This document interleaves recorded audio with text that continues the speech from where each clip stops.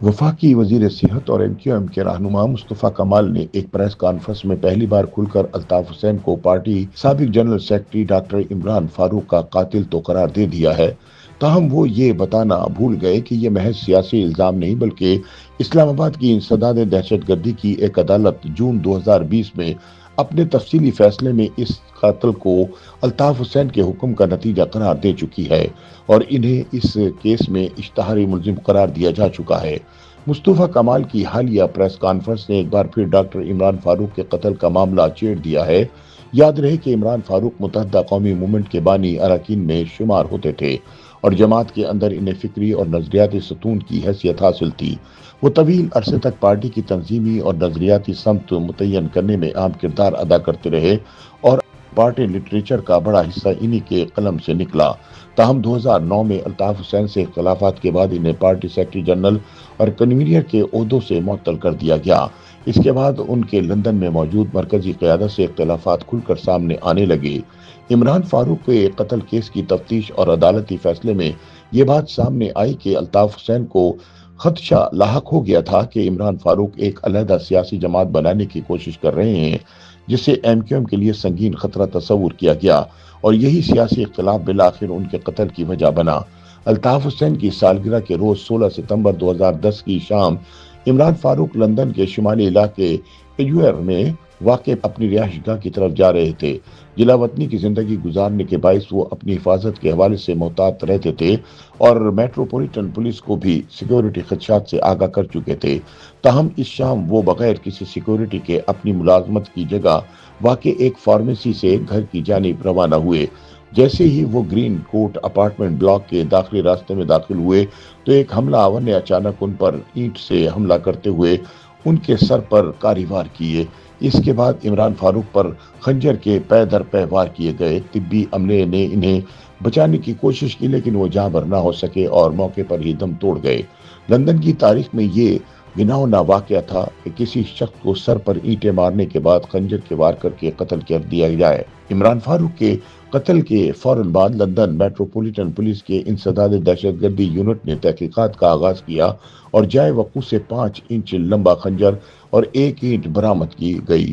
ابتدائی طور پر شواہد محدود تھے لیکن قریبی علاقوں میں نصب کیمرے موجود نہیں تھے اور حملہ آوروں کی شناخت کے حوالے سے گواہوں کی تعداد بھی کم تھی۔ تاہم پولیس نے ہزاروں گھنٹوں کی CCTV فوٹیج کا جائزہ لیا، 4000 سے زائد افراد سے پوچھ گچھ کی گئی اور 4500 سے زائد شواہد اکٹھے کیے گئے۔ بعد ازاں ایک TM کیمرے سے حاصل ہونے والی فوٹیج نے تفتیش کا رخ بدل دیا جس کے ذریعے حملہ آوروں کی نقل و حرکت اور باہمی تعلق سامنے آیا۔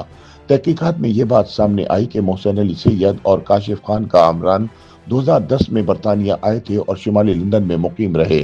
قتل کے چند ہی دن بعد دونوں لندن سے کولمبو سری لنکا روانہ ہوئے اور 19 ستمبر کو کراچی پہنچ گئے۔ یہ تفصیلات بعد میں پاکستانی اور برطانوی حکام کے لیے کلیدی شواہد بنی۔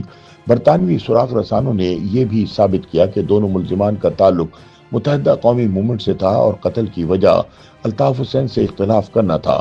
5 دسمبر 2015 کو پاکستان کے وفاقی تحقیقاتی ادارے نے عمران فاروق کے قتل کا مقدمہ پاکستان میں درج کیا جس میں الطاف حسین، محمد انور، افتخار حسین، معظم علی، خالد شمیم، کاشف خان کامران اور محسن علی سید کو نامزد کیا گیا۔ جون 2015 میں محسن علی اور خالد شمیم کو چمن سے جبکہ معظم علی کو کراچی سے گرفتار کیا گیا اور بعد ازاں انہیں اسلام آباد منتقل کر کے مشترکہ تحقیقاتی ٹیم کے ذریعے تفتیش کی گئی۔ 8 جنوری 2016 کو محسن علی اور خالد شمیم نے مجسٹریٹ کے سامنے اپنے جرم کا اعتراف کیا اور اگلے ہی روز بیان دیا کہ عمران فاروق کو MQM کے سینئر رہنما محمد انور کی ہدایت پر قتل کیا گیا کیونکہ قیادت کو شبہ تھا کہ وہ الگ سیاسی گروپ بنانے جا رہے ہیں۔ کاشف کامران نے بھی اعتراف کیا کہ قتل کے بعد کوڈ ورڈ میں اطلاع دی گئی کہ ماموں کی صبح ہو گئی ہے جس کا مطلب قتل کی تکمیل تھا۔ 2016 میں اسکاٹ لینڈ یارڈ کی ایک ٹیم نے پاکستان آ کر گرفتار ملزمان کے بیانات قلم بند کیے جبکہ اپریل 2016 میں خالد شمیم کا ویڈیو بیان منظر عام پر آیا جس میں اس نے بانی MQM الطاف حسین کو براہ راست اس قتل میں ملوث قرار دیا۔ بعد ازاں اس نے یہ بھی بتایا کہ 16 ستمبر الطاف حسین کی سالگرہ کے تناظر میں قتل کے لیے چنا گیا اور انہیں سالگرہ کا تحفہ پیش کیا گیا۔ اس کے بعد کیس طویل عرصے تک التوا کا شکار رہا۔ ताहम फरवरी 2019 में पाकिस्तान ने बरतानिया से बाहमी कानूनी मावनत की दरख्वास्त की, जिसके लिए पाकिस्तानी कवानीन में आर्जी तरमीम की गई ताकि सजाए मौत का इतलाक ना हो सके।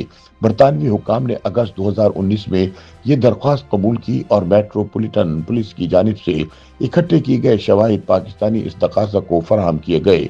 इंसदाद दहशत गर्दी अदालत इस्लामाबाद के जज शाहरुख अर्जुमंद ने 18 जून 2020 को 39 सफ़हात पर मुश्तमिल तफसीली फैसला सुनाते हुए मोहसिन अली सैयद, काशिफ खान कामरान और खालिद शमीम को कत्ल की सहूलतकारी, साजिश और मुआवनत के जुर्म में सजा सुनाई और इमरान फारूक के अहले खाना को फी कस 10-10 लाख रुपए अदा करने का हुक्म दिया।